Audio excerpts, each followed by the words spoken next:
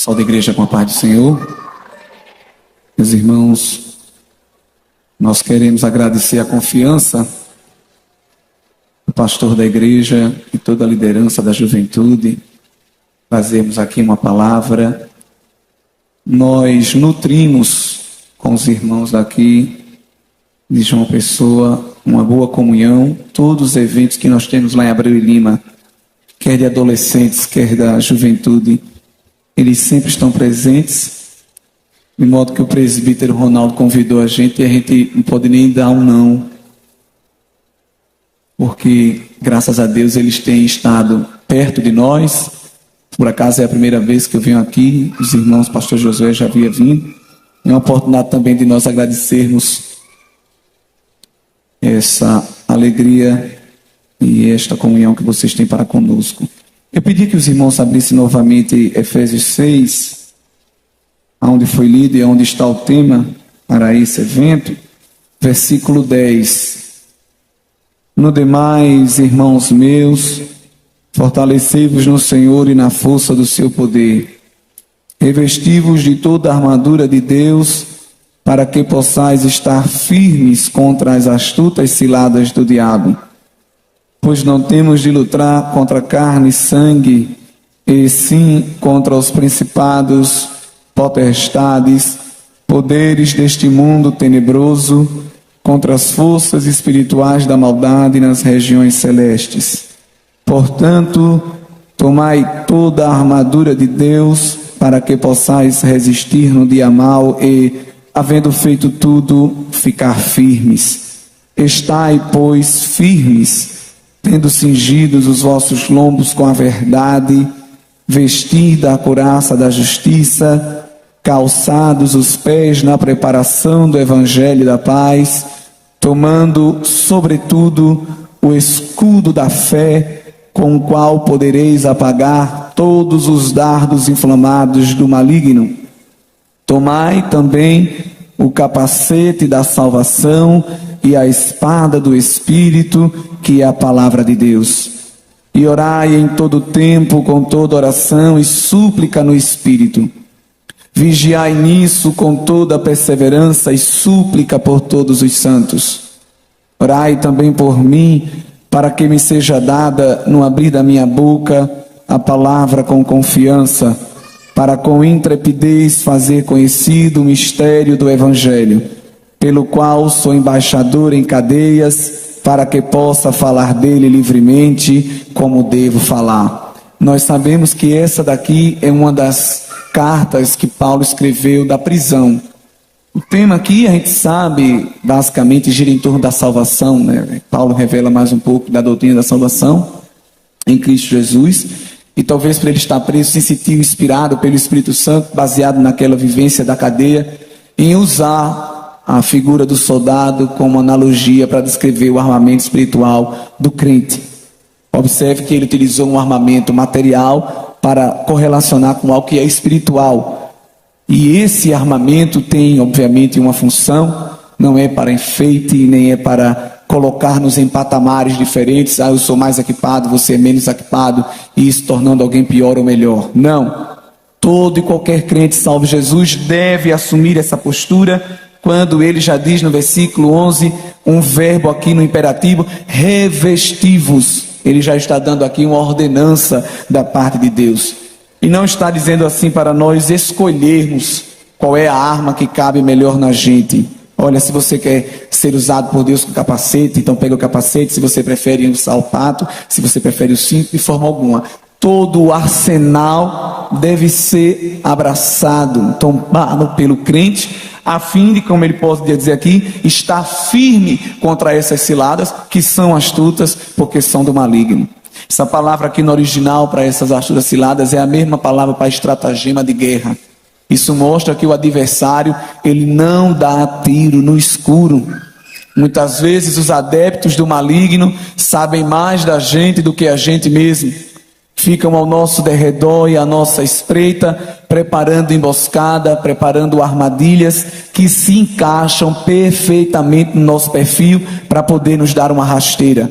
É por isso que o apóstolo disse, olha, toma a armadura completa, porque essa armadura estando completa, vocês estarão firmes. Porque a nossa luta, ela tem uma problemática diferente de toda e qualquer outra luta. Porque a nossa luta é com algo invisível. Pessoal que gosta de luta livre, que assiste essas coisas de MMA e por aí vai, fica horas ali olhando para aquelas coisas, bate-bate, sangramento, se divertindo com aquilo, e você vê a dificuldade de um adversário acertar o outro, todo um jeito, todo um toque, toda uma estratégia para poder dar um golpe fatal. Se assim já é difícil, imagine lutar contra uma coisa que a gente não vê. Como é que nós vamos lançar o ataque? E pior, como é que a gente vai se defender do ataque de outrem? Porque se alguém vem dar um soco, se alguém vai lançar um tiro, se alguém vai dar uma facada, eu vejo o agressor e a sua arma. Mas o maligno utiliza armas, utiliza modos e estratégias que são imperceptíveis ao nosso olho carnal. Lembre-se do que aconteceu, por exemplo, com o servo de Eliseu, quando houve o cerco em Samaria, e ele ficou apavorado, moço, quando abriu as portas e a janela e viu que a cidade estava cercada de um exército. Aquele era um exército terreno. E voltou correndo para o profeta dizendo: rapaz, a gente vai se acabar. Estamos só nós dois aqui, estamos cercados de um povo com todo tipo de arsenal bélico. E o profeta fez oração e disse: Senhor, abre os olhos do moço, porque ele não está vendo nada. Ele só está olhando para escudo, para lança, para espada, para carro e para cavaleiro. Faz ele ver o que eu estou vendo. E Deus tocou no olho do menino, e ele começou a dar glória, começou a se alegrar, porque viu que ao redor de toda a cidade tinha um exército de carro, de carruagem, de fogo. Aleluia.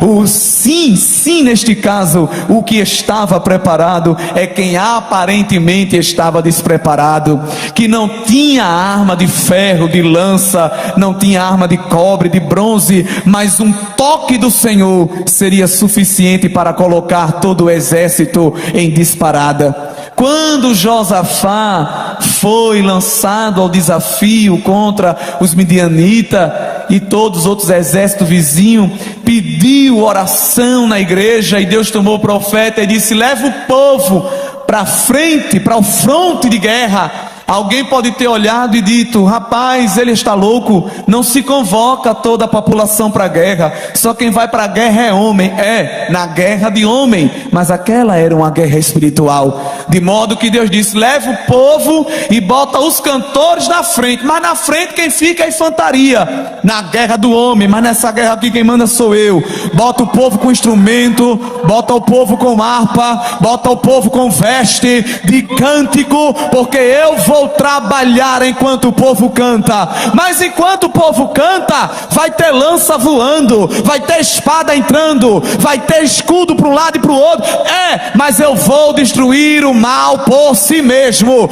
Não vão levantar um braço, não vão tirar o pé do lugar. Enquanto me adora, eu disparato o exército inimigo, porque eu sou Deus que contra-ataco sem sair do meu lugar.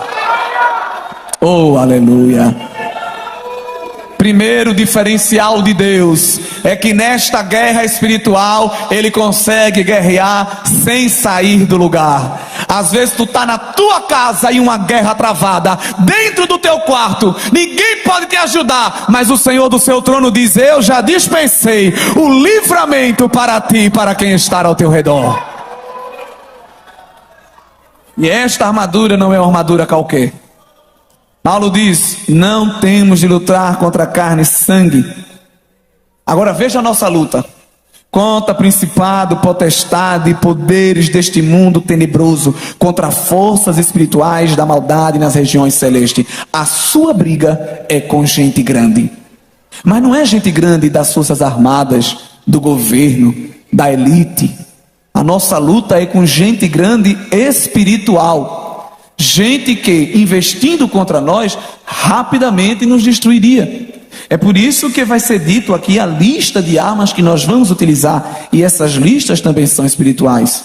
Ele começa dizendo assim: olha, toma toda a armadura de Deus para que possais resistir no dia mau, e havendo feito tudo ficar firmes. E qual é a primeira arma que o apóstolo mostra à igreja e a nós aqui? No versículo 14: estais, pois, firmes, tendo cingidos os vossos lombos com o cinto da verdade. Porque a roupa que eles usavam, os soldados, ela às vezes ficava com umas pontas soltas, e essas pontas podiam atrapalhar na hora de dar um golpe ou de se livrar de outro, podia se enroscar na própria roupa. É por isso que eles utilizavam este cinto, para deixar tudo no seu devido lugar. É o cinto da verdade. Pode observar, meus irmãos, que quem leva uma vida de mentira só vive enroscado, porque o problema da mentira é que você se torna refém dela, tendo que encontrar outra mentira para ficar no lugar da primeira que você contou. Daqui a pouco pode ser até ser contratado pela Rede Globo para escrever novela, porque inventam um enredo que, se você não tiver discernimento de espírito, você diz: rapaz, é mesmo, você entra junto na história. Mas depois o indivíduo vai se enroscar no próprio embaraço que está preparando. Quem é do sim, sim e do não, não, quem é da doutrina, quem é da palavra, quem está dentro do controle da palavra de Deus, dizendo: ó Jesus, comigo não tem arrumadinho, nem tem maracutaia não. Se você gostar da resposta, goste, mas a minha resposta é de acordo com o altar, é de acordo com a palavra. Porque tem gente tomando lugar de político, querendo ganhar o voto da aceitação da sociedade. Tu tem que ganhar a aceitação de Jesus e do céu na tua vida. O céu tem que olhar para tu e dizer: eu estou me agradando do que tu estás fazendo.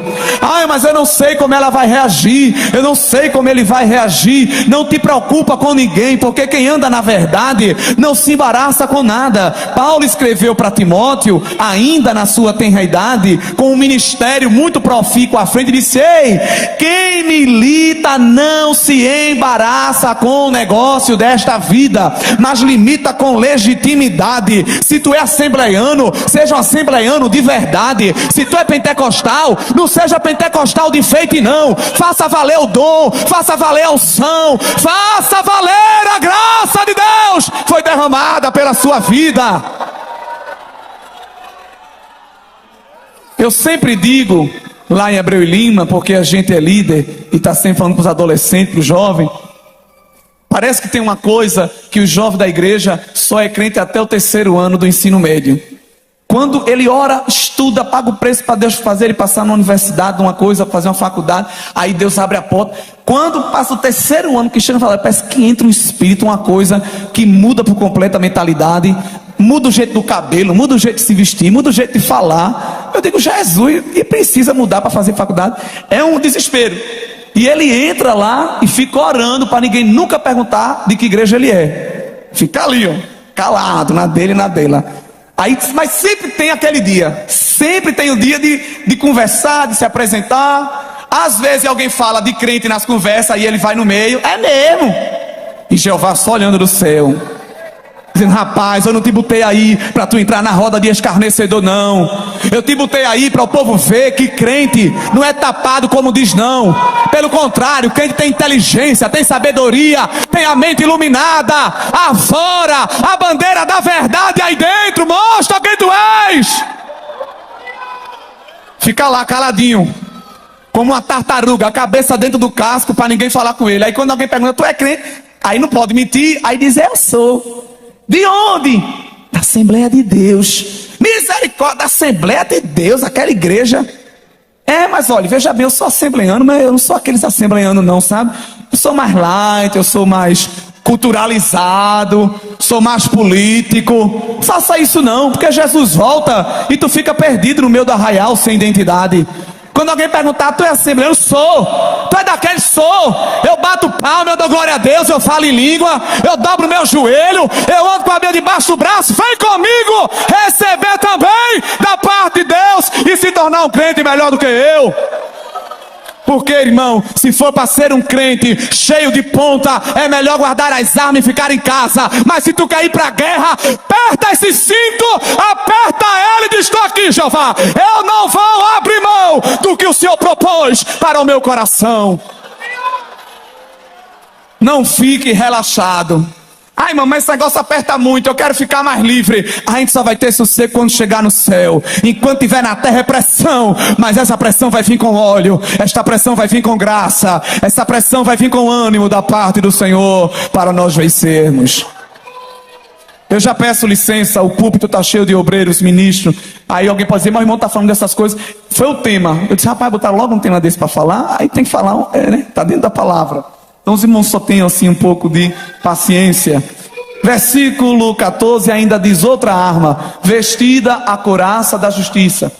Porque como eles lidavam com lança e com flecha, naquela época não tinha revólver, com espada, então procuravam dar logo o golpe nos órgãos viscerais. Não ia perder tempo dando soco no ar, nem cortando o braço, nem dedo de soldado, né? Para matar logo, perfurar fígado, estômago, pâncreas, coração, tudo. Então o soldado colocava a couraça que ficava presa ao seu corpo, de modo que ele pudesse estar isento desses ataques que chegassem de repente. E esse versículo aqui, vestida, no original significa incorporada, colocada para dentro.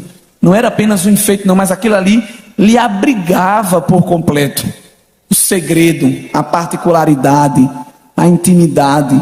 Porque a investida contra a nossa vida é grande. A investida contra a nossa vida é absurdamente grande. E Satanás, quando se levanta mesmo é para derrubar. Ele não fica com brincadeira de guerra de braço, não, para depois dizer, agora é tua vez. Não. Por isso que com pecado a gente não brinca, porque o ataque vem para ser fatal. Mas é por isso que o Senhor também providencia justiça para nos resguardar. Porque quem anda com o Senhor anda na vereda da justiça. Nós vivemos num mundo, irmão, de corrupção extrema. Às vezes a gente quer apenas falar da corrupção do governo, que é o assunto que mais ressoa, mas você vê corrupção em todo canto. De uma pessoa que recebe um troco a mais e às vezes diz, eita, Deus mandou, estava precisando. Deus não mandou nada, devolva, né? Mais 10 centavos, devolva. Isso é corrupção.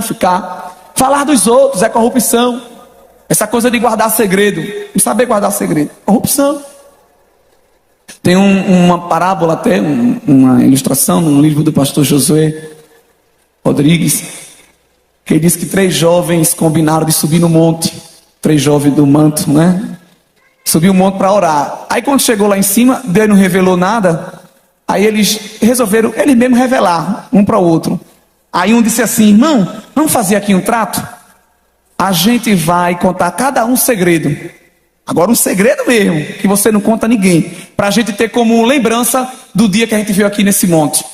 Aí o primeiro disse, olha irmão, eu sou crente, amo as coisas de Deus, mas eu tenho uma fraqueza, eu não posso ver uma mulher, eu não consigo, irmão, ora por mim, apresenta a Deus essa fraqueza minha, porque não dá, eu tenho uma queda para a lascívia muito grande.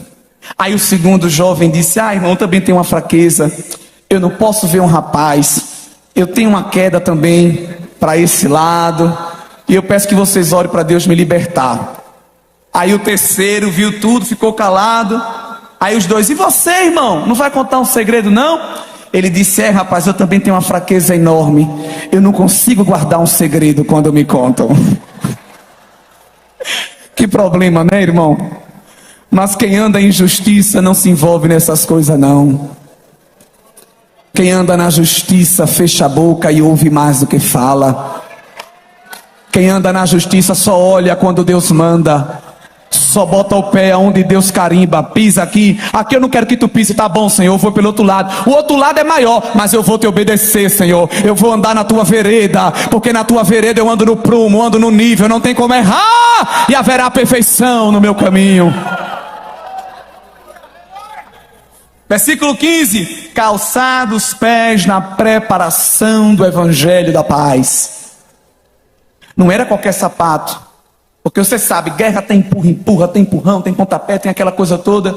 Então os soldados, eles usavam um chinelo, uma coisa que tinha uns pregos gravados na sola. Imagina ele andar com um negócio desse, não dava, né? Mas ali era para um ambiente de guerra, porque quando ele pisava no solo, ele ganhava estabilidade, então ele não caía facilmente. Assim aquele que está calçado no Evangelho, né? Há dois tipos de pecado. Há aquele pecado que é involuntário, que a gente peca deslizando, nem sente. Quando vê, está quase caindo, aí clama por Jesus, e Ele sempre pronto, advogado que é, advoga a nossa causa, nos purifica e nos perdoa. É esse o pecado que geralmente nós estamos cometendo, porque o pecado não tem mais domínio sobre nós. Então, quando nós ainda pecamos, porque nós ainda pecamos, só deixaremos de pecar quando chegarmos na glória. É claro que esse nível de pecado, graças a Deus, vai diminuindo ao longo do tempo, porque nós somos regenerados. Mas é esse pecado que nós cometemos. É aquele pecado que Paulo disse: o mal que eu não quero fazer, eu faço. O bem que eu quero, eu não consigo fazer. Pronto, é isso. E há um segundo tipo de pecado, que é a iniquidade. É o pecado deliberado. Esse Deus não perdoa. É aquela pessoa que peca, sabe que está pecando, gosta do pecado e continua neste caminho.